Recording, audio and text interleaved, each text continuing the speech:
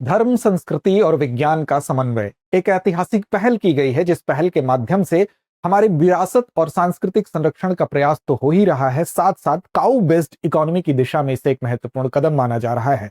दरअसल हम बात कर रहे हैं भारत की पहली गो संस्कृति संग्रहालय उत्तर प्रदेश में डेवलप इसको किए जाने की योजना है। उत्तर प्रदेश में ये स्थापित किया जा रहा है और उत्तर प्रदेश के मथुरा जिले में स्थापित किया जा रहा है। अब ऐसे में ये माना जा रहा है कि भारत की इस तरह की जो कि गो संस्कृति के संरक्षण के साथ साथ उसके वैज्ञानिक, आध्यात्मिक और साथ साथ सांस्कृतिक महत्व को एक साथ समन्वित और व्यक्त करने वाली ये परियोजना होगी। तो आइए जानते हैं कि इस परियोजना की विशेषताएं क्या हैं और आपके परीक्षा के दृष्टिकोण से ये क्यों महत्वपूर्ण है। परीक्षा के दृष्टिकोण से तो इसीलिए महत्वपूर्ण हो जाता है क्योंकि ये भारत का पहला राष्ट्रीय गो संस्कृति संग्रहालय बनने वाला है। तो सबसे पहले आपको ध्यान रखना है कि ये कहाँ बनने वाला है, तो उत्तर प्रदेश के मथुरा में इसको डेवलप किया जाएगा, इस प्रोजेक्ट को डेवलप किया जाएगा। अब देखिए, यहां पर गो संस्कृति संग्रहालय की जब भी हम बात करेंगे तो किस जगह पर मथुरा में, उसको भी आप ध्यान रखेंगे। बेसिकली इसका कॉन्सेप्ट ये है कि ये न सिर्फ हमारी सांस्कृतिक विरासत का हिस्सा है बल्कि इसका वैज्ञानिक महत्व भी है। तो सांस्कृतिक विरासत के पहलू को यानी कि कल्चरल इंपॉर्टेंस इसका क्या है और साथ साथ साइंटिफिक इंपॉर्टेंस क्या है, चाहे आयुर्वेदिक अगर दृष्टिकोण से भी देखें, आयुर्वेद में इसका इंपॉर्टेंस क्या है, उन सारी चीजों को व्यक्त करेगा। जैसे हम किसी विज्ञान के संग्रहालय में जाते हैं तो मॉडल के माध्यम से वैज्ञानिक महत्व को वहां पर अभिव्यक्त किया जाता है, उसी तरीके से इस जो संग्रहालय यहाँ पर जो स्थापित किया जाएगा वो गो संस्कृति, जो कि हमारी संस्कृति के साथ साथ विज्ञान से कैसे महत्वपूर्ण है, विज्ञान के दृष्टिकोण से कैसे महत्वपूर्ण है, इसी को यह अभिव्यक्त करेगा। अब इसकी विशेषता की बात करेंगे, एक एक करके इस पर जानेंगे कि ये कहाँ पर स्थापित किया जा रहा है, क्या क्या इसकी विशेषताएं हैं। तो देखिए, सबसे पहले इस परियोजना की विशेषता यह है कि ये उत्तर प्रदेश ब्रज तीर्थ विकास परिषद, उसने इसकी पहल की है। तो सबसे पहले एक सवाल तो यही बनता है कि इसकी पहल किसने की है, तो उत्तर प्रदेश ब्रज तीर्थ विकास परिषद द्वारा इसकी पहल की गई और पंडित दीनदयाल उपाध्याय पशु चिकित्सा विज्ञान विश्वविद्यालय के परिसर में इसको स्थापित किया जाएगा, इसको यानी कि डेवलप किया जाएगा। अब इसमें बेसिकली जो गाय हैं उनकी जो नस्लें हैं, साथ साथ उन दुग्ध जो उत्पादन है, जो जैविक खेती है, उनकी वैज्ञानिकता क्या है, इन सारी चीजों को ये व्यक्त करने वाला संग्रहालय होगा। लगभग यहाँ पर 100 डिजिटल यानी प्रतीकात्मक रूप से अभिव्यक्त की जाने वाली गोवंश की जो मॉडल्स हैं उनको यहाँ अभिव्यक्त किया जाए, यानी कि देशी जो नस्लें हैं लगभग 100 ऐसी देशी नस्लों को डिजिटली यहाँ पर दिखाया जाएगा। भारत की प्रमुख जो देशी नस्लें हैं वो कौन कौन सी हैं और साथ साथ वो क्यों महत्वपूर्ण है, इनकी जानकारी तो यहाँ होगी ही। और कुछ ऐसी नस्लें जो कि विलुप्त प्राय हैं, लुप्त प्राय नस्लें हैं, जो कि एंडेंजर्ड श्रेणी में है, यानी कि जिनके संरक्षण की जरूरत है, उस पर भी प्रकाश डाला जाएगा, जिसमें कि गिर हो गई, थारपारकर हो गई, कांकरेज हो गई, जो महत्वपूर्ण नस्लें हैं जिनके की संरक्षण की आवश्यकता है। जब एक चीज आप ध्यान रखिएगा, किसी भी नस्ल की संख्या अगर 10,000 से नीचे आ जाती है तो उसको ये माना जाता है कि संरक्षण की आवश्यकता है। तो इस दृष्टिकोण से ये संग्रहालय महत्वपूर्ण होने वाला है, जहां की दुग्ध के उत्पाद जैसे दही, पनीर, घी हो गए और उनकी पोषण संबंधी जो भी चीज है उनको यहाँ पर व्यक्त किया जाएगा। देखिए, यहाँ पर जितने भी मिल्क प्रोडक्ट होते हैं उसके लिए एक विशेष प्रदर्शनी यानी कि संग्रहालय में जैसे रखा जाता है, उस विशेष प्रदर्शनी में चाहे दही हो गया, पनीर हो गया, घी हो गया, इनको वैज्ञानिक दृष्टिकोण से देशी नस्लों से निर्मित ये उत्पाद क्यों महत्वपूर्ण है ये बताया जाएगा। विशेष तौर पर जो पोषण की बात करें तो इसमें कैल्शियम और विटामिन जो B12 होता है उसके दृष्टिकोण से भी ये महत्वपूर्ण होते हैं।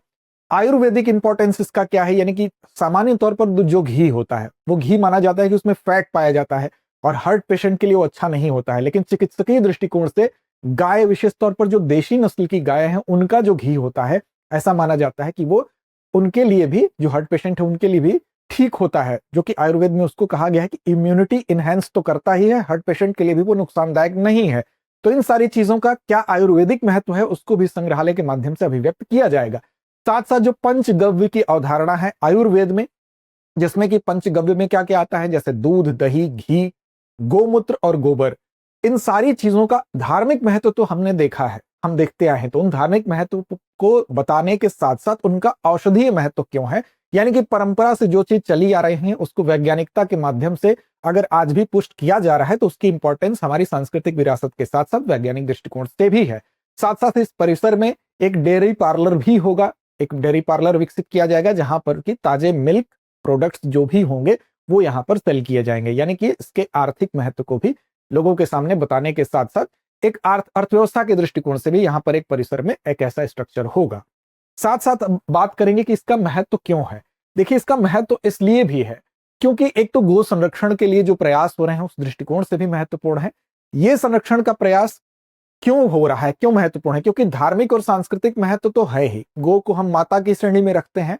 गोवर्धन पूजा जैसे पवित्र जो त्योहार होते हैं वहां पर भी गो की पूजा होती है। गोवर्धन पर्वत के साथ साथ उस दिन गायों की पूजा भी की जाती है।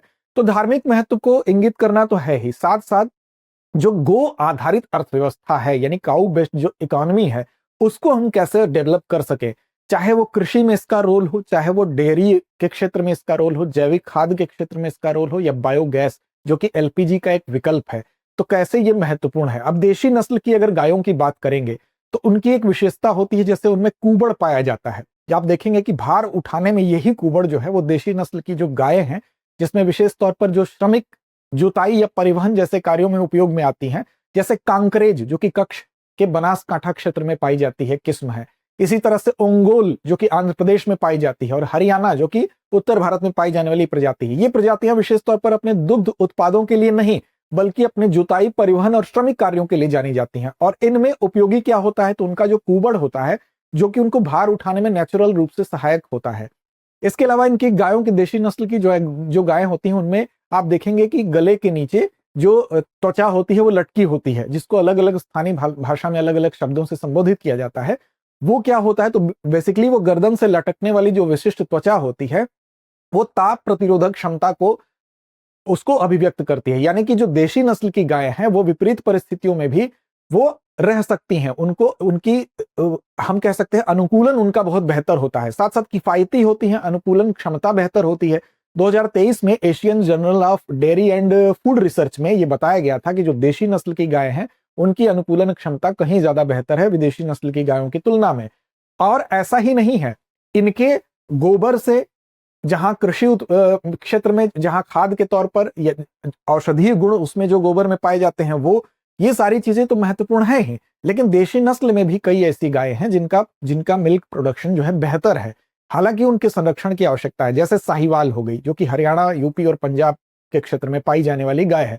इसका दुग्ध उत्पादन देशी नस्ल की अन्य गायों में जहां पर दुग्ध कम उत्पादन होता है इनमें साहिवाल में अच्छा माना जाता है। इसके अलावा गिर गाय जो है, गिर गाय का दूध बहुत बेहतर माना जाता है। खासकर आयुर्वेदिक गुण जितने भी हमने आपको बताए वो गिर गाय में सबसे बेहतर इस दृष्टिकोण से माना जाता है, जो कि गुजरात के गिर क्षेत्र से आती है।